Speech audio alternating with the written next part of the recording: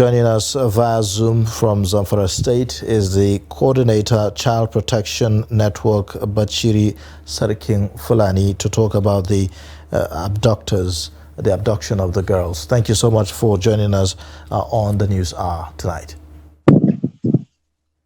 Okay, thank you, please. Welcome. Well, perhaps we should begin by asking, what do we know so far about government engagement with the parents of these children and the efforts that have been made to rescue them? Actually, from the information we have been having, the government has been doing a lot to reach out to the parent, to calm them and to promise them that their children will be rescued. But, it's a very delicate situation, and it's very sympathetic. But on record, you know that the current governor, Dr. Dada Lawal, his immediate brother was abducted sometimes in 2019 to 2020, and he refused to pay ransom for his junior brother. So as a governor now, his policy is that he is not going to negotiate with the bandit. So one will know for sure that they are not going to pay ransom to release these children. Definitely, the overwhelming majority of the citizens of Zamfara State are in support of not negotiating with the bandit or paying ransom. But at the same time, as civil society organizations, we are doing all what we can do to save the life of these children.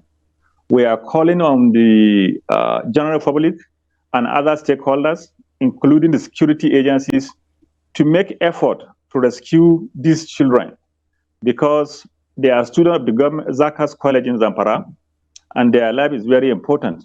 But the issue of banditry is very serious in Zamfara, and the government is taking so many measures to curtail it. Thank you. Okay. But given the position and stance of government not to negotiate with these bandits, are you confident about military action as regards rescuing these children? Actually, we hope the security agencies should be able to rescue them.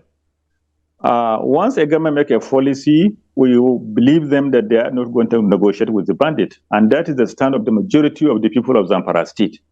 But at the same time, we count on the security agencies, the DSS, and the military to rescue these children. Otherwise, we don't want to lose their life. But we commend the effort of the current military officers in Zamfara State. They have been doing very well, and we are supporting them. But the lives of these ladies matters to us as a community in Zamfara State. Now, the narrative put out in that video seemed rather desperate on the part of the bandits. What do you think could be responsible for this level of desperation? Well, from the record we are receiving from government, you will recall that when the Saudi Arabia Hajj pilgrims came back, the government, the DSS,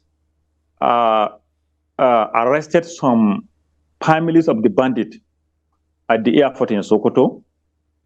And definitely, they will make effort to bring the government to the negotiating table. So it's one of the reasons. But this particular incident happens 6 months before now.